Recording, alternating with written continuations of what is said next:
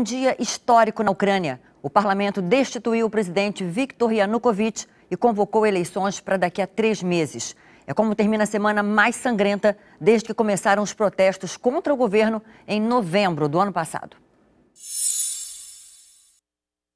Depois de destituir o presidente Viktor Yanukovych, o parlamento convocou eleições para o dia 25 de maio. Antes havia anunciado a libertação da líder da oposição, Yulia Tymoshenko, condenada a 7 anos de prisão em 2011 por suposto abuso de poder. Ao deixar o hospital onde estava sob guarda policial, ela confirmou que será candidata à presidência. Segundo Yulia, a ditadura foi derrubada e tudo deve ser feito para que a morte de manifestantes durante os protestos contra o governo não tenha sido em vão. Do lado de fora do parlamento, uma multidão comemorou a queda de Yanukovych.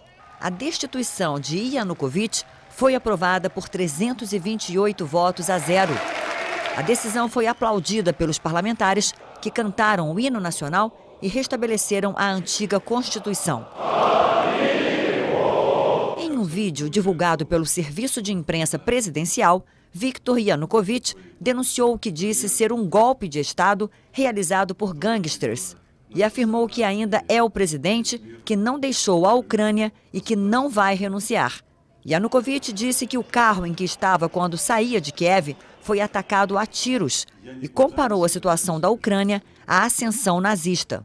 Ainda antes da deposição, manifestantes chegaram a invadir a casa e o iate do presidente. A sede da tropa de choque do governo também foi cercada.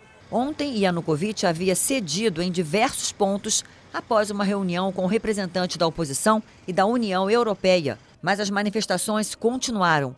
Os protestos tiveram início em novembro do ano passado, quando o governo se recusou a estreitar os laços com o bloco econômico europeu, se aproximando ainda mais da Rússia. Quase 80 pessoas morreram, entre policiais e manifestantes, desde o início dos conflitos.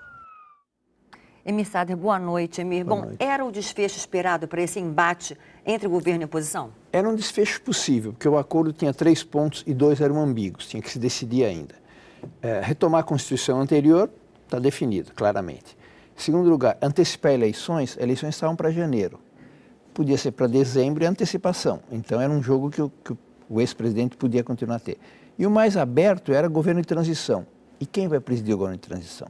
Quer dizer, o que o Congresso fez na prática foi dizer não é você e nomeou outro no lugar dele. Então a ambiguidade desses pontos permitiu que o Congresso entrasse justamente porque ele tinha se debilitado muito. Né? E como é que a Rússia deve reagir, Emir? Bom, é duro para a Rússia porque é fronteira com ela. Além do mais, por ali passa 80% do gás que vai para a Europa e vende uma parte de trigo importante para a Rússia. Provavelmente ela vai querer uma intervenção externa para evitar uma solução muito anti-russa, né? Ela está apelando para os interlocutores ocidentais para uma negociação. Mas aí o Ocidente, afinal, ganha com isso? Bom, acho que esse governo de transição não vai tomar resolução nenhuma, vai ser quem for eleito depois, né? Na verdade, politicamente seria se aproximar da União Europeia, mas economicamente o peso fundamental é da Rússia. Então, o dilema continua. Agora, quais são os riscos de divisão do país, hein, Emir? Pois é, Yanukovych foi se refugiar justamente na região que é mais próxima da Rússia, que tem origens russas e que economicamente depende mais da Rússia. Então, é um risco efetivo. Ele reuniu as assembleias provinciais que disseram que não acatavam a decisão do Congresso Nacional. Então, está dado o risco efetivo de autonomia de uma região em relação a outra. O Emir, quem é que tem chance de ganhar essa eleição, hein? Não é claro, porque a líder da oposição, na verdade, estava há um tempo na prisão. Ela discursou, mas ela mesmo foi vaiada.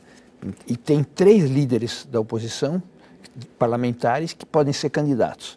Não é muito claro, até porque com os enfrentamentos houve uma radicalização enorme. Setores de extrema-direita tiveram uma posição importante. Então não é claro, o mesmo Yanukovych tem muita popularidade. Se continuar a unidade interna, mesmo ele pode chegar a ganhar. Emir Sader, muito obrigada aqui por sua presença no Repórter Brasil.